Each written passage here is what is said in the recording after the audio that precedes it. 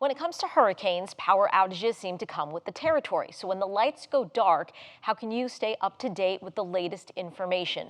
WGCU's Mike Kiniry brings us a behind-the-scenes look at the steps our team takes to make sure the community knows what's happening before, during, and after any major storm. Hi there, I'm Mike Kiniry, a producer and host here at WGCU Public Radio and Public Television. This is Richard Chin-Quee. What's your title exactly, Richard? I'm the FM station manager here at the station. I watch over our content on the air that isn't reporting. So we have been through a number of storms together, you and I. Yeah.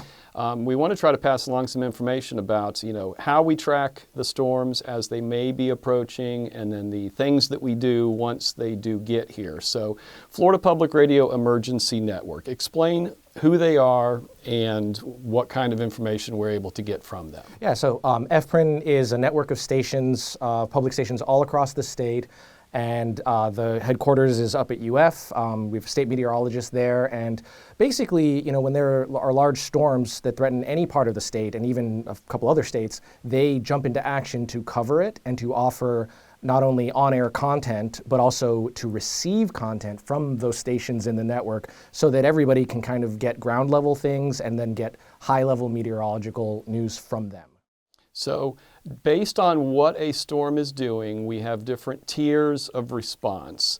If a storm looks like it might be coming our way, we do one thing. We'll kind of walk through what those tiers are like until we reach a point where we are all hands on deck. Right, so once we know a storm is likely to impact, let's say, the state in general, we definitely have a meeting as a team to say if this becomes regional for us, if it becomes an impact for our listening area, then who's going to be where. When we get more certainty that it's going to impact part of our listening area, especially a significant part of our listening area, then we kind of shift that from what will we do to when are we doing it? When are people going to be coming to the station? When are people going to be going to the different emergency operation centers, depending on where the storm is going to hit? So once it's making impact in our area, particularly tropical force storm winds in our area, we could go from lighter coverage where we're getting updates from FPRIN to more regular coverage where we're jumping in on breaks, in the regular shows. And we do 10 minutes of content, and then we take 10 minutes from FPRIN, and then we go again, and then they go again. And we do that until the storm has passed our listening area. And during that entire period, which is sometimes 8 hours, we have every other reporter who's available here and outside the building sending any content that they can find to generate to producers who are then funneling that information to me and to you or to our other producers and to John Davis, and we get that on the air as soon as we have it. This is the broadcast transmission facility for both WGCU radio and television. This tall tower allows us to broadcast to over 10 counties in southwestern and southern Florida on both television and radio. Inside, we have a facility that has a lot of equipment that makes sure it all is possible, and reliability is something that we take very seriously. We have not only backup equipment for both television and radio. That includes transmission facilities, that includes antennas. We also have backup power systems. For example, the generator that's behind me can run for about 5 days without needing to be refueled. We also take maintenance very seriously. We routinely send out staff that keeps up the air conditioning and the power systems, as well as make sure the transmission systems are all working correctly. And we also have a backup facility that's located on the FGCU campus away from here. So in the event that we lose this facility for whatever reason, we're able to continue broadcasting, albeit at a reduced power, but most people would still be able to get the information that we're able to put out on radio. So this is where it all happens, and we take that reliability very, very seriously to make sure that this facility is on the air even during the worst of the storms. And we have a building-wide generator. Yes.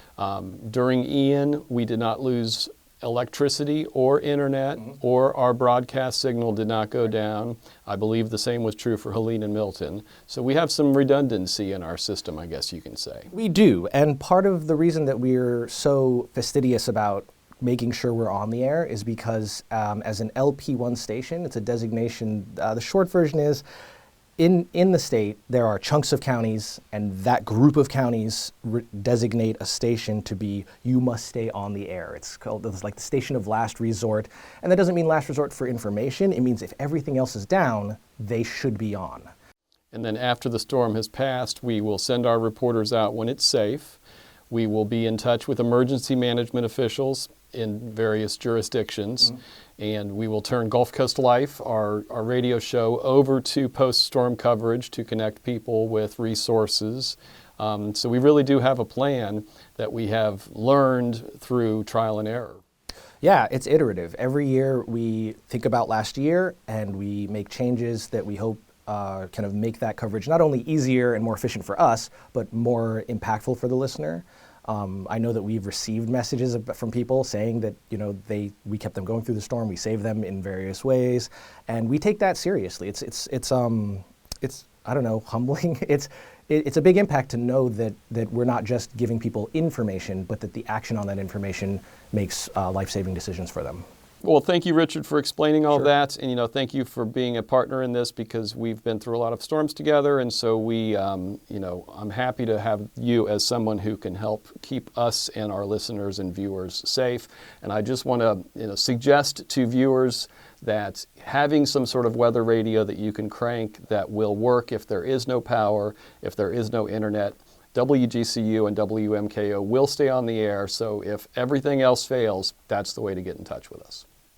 When hurricane coverage begins, make sure you dial into 90.1 WGCU FM or 91.7 WMKO. Thanks for watching. We've got more great content for you, from news to the arts to the environment. So be sure to like and subscribe to WGCU's YouTube channel and follow us on our social media platforms for the stories that matter to you.